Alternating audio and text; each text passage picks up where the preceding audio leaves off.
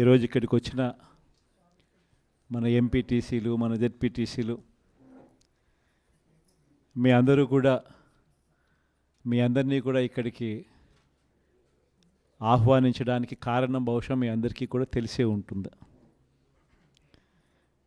దాదాపుగా 90 చోట్ల ఎన్నికలు జరిగితే ఈ నర్సీపట్నం నియోజకవర్గంలో 62 చోట్ల మన వైఎస్ఆర్ కాంగ్రెస్ పార్టీనే గెలవడం జరిగింది. మామూలుగా అయితే జిల్లా వ్యాప్తంగా కూడా చూస్తే ఎమ్మెల్సీ ఎన్నికలు ఇవాళ జరుగుతూ ఉన్నాయి. ఈ స్థానిక సంస్థలలో గెలిచిన అభ్యర్థుల నుంచి వాళ్ళు ఓటు వేస్తే ఎమ్మెల్సీగా ఇక్కడ గెలవడం జరుగుతుంది.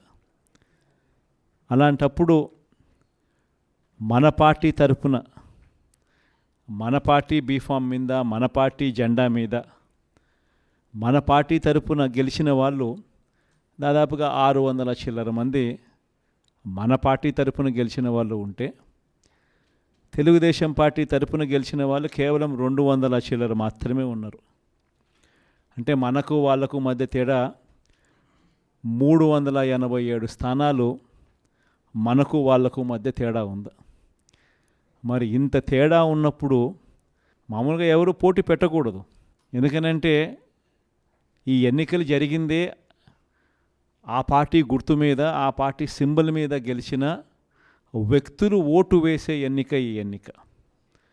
అలాంటప్పుడు మెజారిటీ లేనప్పుడు ఏ ఒక్కరూ కూడా పోటీ పెట్టడానికి అసలు ముందుకే రాకూడదు.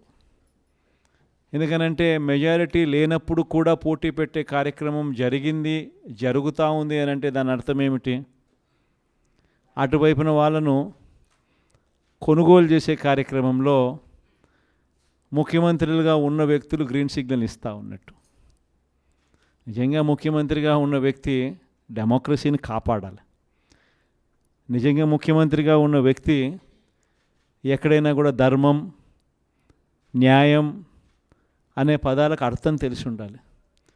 ముఖ్యమంత్రిగా ఉన్న వ్యక్తి అడుగులు వేసేటప్పుడు సమాజం మనల్ని చూస్తూ ఉంది, మనం ఏం చేస్తూ ఉన్నాము, మనం చేసేది న్యాయము ధర్మంగా ఉందా లేదా అన్నది ఆలోచన చేసి అడుగులు వేయాలి. కానీ అన్ఫార్చునేట్గా చంద్రబాబు నాయుడు అనే ఒక దుర్మార్గుడితో యుద్ధం చేస్తూ ఉన్నాం. ఈ మనిషికి న్యాయం లేదు, ఈ మనిషికి ధర్మం లేదు. ఈ మనిషి తన స్వార్థం కోసం ఏమైనా చెబుతాడు, తన స్వార్థం కోసం ఏమైనా చేస్తాడు. అలాంటి వ్యక్తితో మనం యుద్ధం చేస్తూ ఉన్నాం.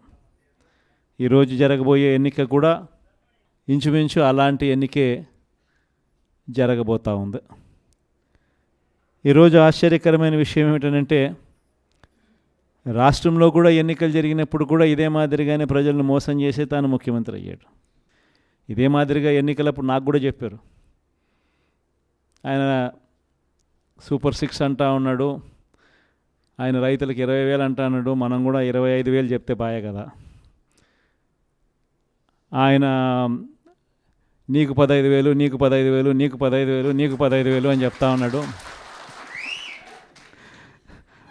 ఆ ఇంట్లో తల్లి కనపడితే నీకు 18,000 అని చెప్తా ఉన్నాడు. ఆ ఇంట్లో ముస్లాం ఎవరైనా బయటకు వస్తే నీకు 4,000 నెలకు, 48,000 నీకు అని చెప్తా ఉన్నాడు. మరి ఇంత మాదిరిగా ఈ మాదిరిగా ఆయన ఆశ పెడుతూ, మభ్య పెడుతూ, మోసం చేస్తూ, ఈ మాదిరిగా ప్రతి ఇంటికి వాళ్ళ మనుషులను పంపించి వాళ్ళ ఎమ్మెల్యేల చేత, వాళ్ళ మనుషుల చేత ఈ మాదిరిగా క్యాంపెయిన్ చేయిస్తూ ఉన్నారు. ఇంత అబద్ధాలను క్యాంపెయిన్ తట్టుకొని మనం కూడా చేయగలుగుతామా ఎన్నికలు? మనం ఎన్నికలు చేయలేము ఈ మాదిరిగా. మీరు కూడా కాస్త కూస్తూ ఆ మాదిరిగా చెప్పే కార్యక్రమం మీరు కూడా ముందుకు రావాలి అని చెప్పి కూడా నా మీద కూడా చాలా ఒత్తిడి తీసుకొచ్చారు. మన వాళ్ళే, దగ్గర వాళ్ళే, నా కోసమే, మన పార్టీ కోసమే అనే భావనతోనే వాళ్ళంతా కూడా నాకు సలహాలు ఇచ్చారు. కానీ నేను ఒకటే చెప్పిన, మనం అబద్ధాలు చెప్పి ఆ కిరీటం మనం నెత్తిన పెట్టుకుంటే మాత్రం మనకేం సాటిస్ఫాక్షన్ ఉంటుంది?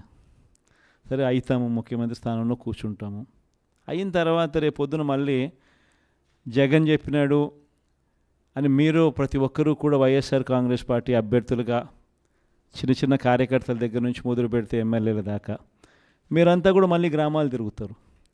తిరిగినప్పుడు మీ పార్టీ చెప్పింది, మీ జగన్ చెప్పినాడు ఇవన్నీ చేయాలి, ఇవన్నీ చేస్తాను అని చెప్పి, మరి అవన్నీ చేశాడా, అబద్ధాలు చెప్పి మోసం చేశాడు కదా అని చెప్పే మాట మీలో ఏ ఒక్కరూ అనిపించుకోకూడదు అని కాలర్ ఎగిరేసి మా పార్టీలో ఉన్న ఏ కార్యకర్త అయినా కూడా, మా పార్టీలో ఉన్న ఏ నాయకుడైనా కూడా ఒక మాట చెప్తే ఆ మాట మీద నిలబడతాం అన్న నమ్మకం, భరోసానే వైఎస్ఆర్ కాంగ్రెస్ పార్టీ అని చెప్పి కాలర్ ఎగిరేసి చెప్పుకునే పరిస్థితి ప్రతి గ్రామంలో ప్రతి కార్యకర్తకు ఉండాలి. దానికోసమే నేను తాపత్రయపడ్డా. అందుకే అబద్ధాలు చెప్పలేకపోయాం. మనం 2019కి ముందు చంద్రబాబు నాయుడు ఇదే మాదిరిగానే 2014లో ఇదే మాదిరిగా చెప్పాడు. అప్పుడు రైతులకు రుణాలు మాఫీ అన్నాడు, పొదుపు సంఘాల అక్కచెల్లెమ్మలకు రుణాలు మాఫీ అన్నాడు, ఇంటింటికి ఉద్యోగం ఇవ్వకపోతే 2000 రూపాయలు నిరుద్యోగ భృతి అన్నాడు. ఇవన్నీ రకరకాలుగా ఆయన కూడా చెప్పుకుంటూ వచ్చాడు. ఆ రోజుల్లో రుణమాఫీ చెప్పమని చెప్పి నా మీద కూడా ఒత్తిడి వచ్చింది. ఆ రోజుల్లో చేయలేంది చెప్పలేము అని మనం చెప్పలా. ఆ తర్వాత ఎన్నికలు అయిపోయాయి, చంద్రబాబు నాయుడు ప్రభుత్వం వచ్చిన తర్వాత ఆయన అన్ని రకాలుగా అబద్ధాలు చెప్పాడు, మోసం చేశాడు అని ప్రజలకు అర్థమైంది. 2019లో ఆయన డిపాజిట్లు లేకుండా కూడా ఆయన పూర్తిగా పక్కన కూర్చోబెట్టారు. 2019లో మళ్ళీ మన పార్టీ అధికారంలోకి వచ్చిన తర్వాత ఈ రోజుకి కూడా నేను చెప్తా ఉన్నా, ఈ రోజుకి కూడా గర్వంగా మన పార్టీ నాయకులు ప్రతి ఇంటికి పోగలుగుతాము, ప్రతి గ్రామంలోనూ కాలర్ ఎగరేసుకొని తిరగగలుగుతాం. మా పార్టీ ఎన్నికల మేనిఫెస్టోలో ఏదైతే చెప్పిందో దాన్ని ఒక బైబిల్గా భావించాం, ఒక ఖురాన్గా భావించాం, ఒక భగవద్గీతగా భావించాం. చెప్పిన ప్రతి పథకము క్యాలెండర్ ఇచ్చి, సంవత్సరం పొడుగునా ఏ నెలలో ఏ పథకం ఇస్తామో క్యాలెండర్ ఇచ్చి, ఆ క్యాలెండర్ చొప్పున మా నాయకుడు బటన్లు నొక్కాడు. నేరుగా మీ ఇంటికే వచ్చే కార్యక్రమం మా వైఎస్ఆర్ కాంగ్రెస్ పార్టీ పాలనలో జరిగింది అని గర్వంగా చెప్పుకునే కార్యక్రమం మనం చేయగలిగాము అని చెప్పి ఇవాళకి చెప్పగలుగుతాం. ఎప్పుడైనా కూడా ఒకటి గుర్తుపెట్టుకోండి, రాజకీయాలలో ఎప్పుడైనా కూడా ఎవరైనా కూడా ఎదగాలనుకుంటే కష్టకాలం వచ్చినప్పుడు ఆ కష్టాలలో మనం ఎలా ప్రవర్తించాము అన్నది ప్రజలు చూస్తూ ఉంటారు. ఆ ప్రజలే మనకు శ్రీరామ రక్షగా తోడుగా ఉంటారు. దయచేసి మీ అందరికీ కూడా నేను ఒకటి చెప్తా ఉన్నా, రాజకీయాలలో విలువలు ఉండాలి. రాజకీయాలలో ఉన్నప్పుడు విశ్వసనీయత అన్న పదానికి అర్థం తెలిసి ఉండాలి. కష్టాలు వస్తాయి, కష్టాలు రాకుండా ఏ సృష్టి ఉండదు. కానీ ఒక చీకటి వచ్చిన తర్వాత ఖచ్చితంగా పగలు రాక తప్పదు. చీకటి వచ్చిన తర్వాత మళ్ళీ వెలుతురు రాక తప్పదు. ఆ చీకటిలో ఉన్నప్పుడు, ఆ కష్టాల్లో ఉన్నప్పుడు మనమేమిటి అన్నది ప్రజలు మనల్ని చూస్తారు. మనమేమిటి అన్నది ప్రజలు మనల్ని చూసినప్పుడు ప్రజలు మన పట్ల ఫలాని వాడు మా నాయకుడు అని చెప్పుకునేంత రీతిలో మన యాటిట్యూడు, మన బిహేవియరు, మన క్యారెక్టరు, మన గుణగుణాలు ఉన్నప్పుడు ఆటోమేటిక్లీ మళ్ళీ మనం ఇప్పుడున్న స్థానం కన్నా ఇంకా పై స్థానంలోకి ఎదుగుతాం. ఇది మాత్రం ప్రతి ఒక్కరూ ఖచ్చితంగా గుర్తుపెట్టుకోమని కోరుతా ఉన్నా. మీ అందరికీ నేను ఒకటే చెప్తా ఉన్నా, జగన్ గురించి మాట్లాడాల్సి వస్తే ఎక్కడైనా ఏ ఇంట్లో అయినా కానీ ఎవరైనా ఏం మాట్లాడతారనంటే, జగన్ బాగా చూసుకున్నాడబ్బా, జగన్ మా అందరికీ పలావ్ పెట్టాడు, బాగా చూసుకున్నాడు. కానీ చంద్రబాబు నాయుడు బిర్యానీ పెడతానన్నాడు, కాబట్టి కాస్తో కూస్తో మోసపోయాము. ఇప్పుడు ఆయన పాలన వచ్చింది, బిర్యానీ పోయింది, పలావు పోయింది, పస్తు పండుకునే పరిస్థితిలోకి వచ్చినాము అని చెప్పి మాట ఇవాళ ప్రతి ఇంట్లో కూడా వినిపిస్తూ ఉంది. కాబట్టి ఖచ్చితంగా చంద్రబాబు నాయుడు చేసే మోసాలు, అబద్ధాలను చాలా వేగంగా ఆయనకు చుట్టుకుంటాయి. ఈరోజు నిజంగా స్కూళ్ళు దారుణంగా చెడిపోయే పరిస్థితులకు వచ్చినాయి, హాస్పిటళ్ళు దారుణంగా చెడిపోయే పరిస్థితులకు వచ్చినాయి. ఈరోజు వ్యవసాయంలో రైతులందరూ మళ్ళీ క్యూలలో నిలబడే పరిస్థితులకి ఇవాళ కనిపిస్తూ ఉంది. ఇవాళ మొట్టమొదటిసారిగా మనం అధికారంలో ఉన్నప్పుడు నేరుగా ఇంటి దగ్గరికి వచ్చి తలుపు తట్టి సేవలు అందించే పరిస్థితి నుంచి ఇవాళ మళ్ళీ తెలుగుదేశం నాయకుల చుట్టూ తిరగాల్సిన పరిస్థితులకి మళ్ళీ ప్రతి గ్రామంలోనూ ఈరోజు ప్రతి పేదవాడు కూడా చేయాల్సిన పరిస్థితులు మళ్ళీ ఉత్పన్నమయ్యాయి.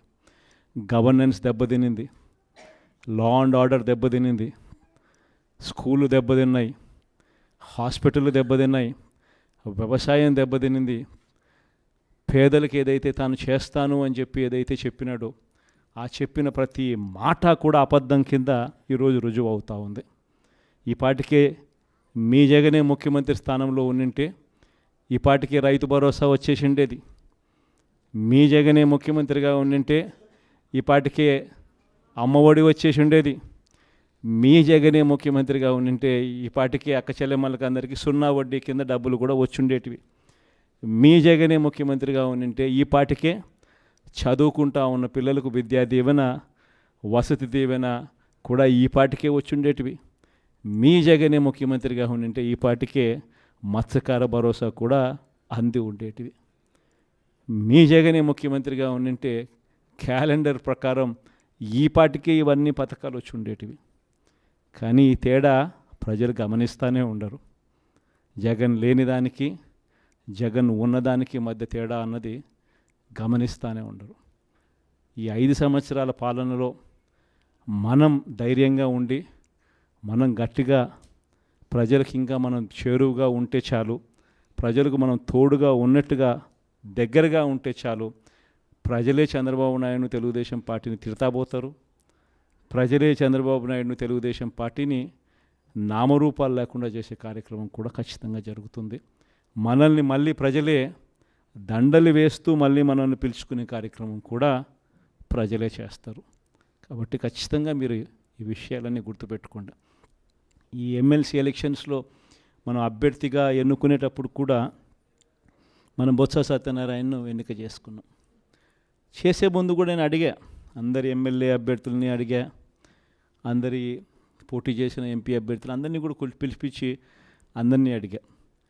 అధికారంలో ఉన్నప్పుడైతే మనం ఎవరి పేరు చెప్పినా కానీ చెల్లుబాటు అయిపోతుంది. కానీ ప్రతిపక్షంలో ఉన్నప్పుడు మనం ధీటైన అభ్యర్థిని మనం పెట్టలేకపోతే ఆ పెట్టే అభ్యర్థి అన్ని రకాలుగా మోటుకునే కెపాసిటీ ఉన్న అభ్యర్థిని మనం పెట్టుకోలేకపోతే మనం నష్టపోతాము అన్నది ప్రతి అభ్యర్థి కూడా నాకు చెప్పడం జరిగింది. అంతా ఆలోచన చేసిన తర్వాత బొత్స సత్యనారాయణ అన్న పేరు యునానిమస్గా అందరం కూడా రైట్ అభ్యర్థి అని చెప్పి డిసైడ్ చేయడం జరిగింది. పార్టీ అంటే మనమంతా కలిసికట్టుగా ఒక్కటైతేనే పార్టీ అనేది మనం నడపగలుగుతాము అన్నది కూడా తెలిసి ఉండాలి. మనమంతా ఐక్యంగా కష్టపడే కార్యక్రమానికి మనమంతా అడుగులు ముందుకు వేయడానికి సిద్ధపడాలి అని మిమ్మల్ని అందరినీ కూడా కోరుతూ బొత్స సత్యనారాయణను మంచి మెజారిటీతో గొప్పగా మన పార్టీ ప్రతిష్టను పెంపొందించే విధంగా అందరం కూడా తోడుగా ఉండి సహాయ సహకారాలు అందించాలని మిమ్మల్ని అందరినీ కూడా కోరుతా ఉన్నాను.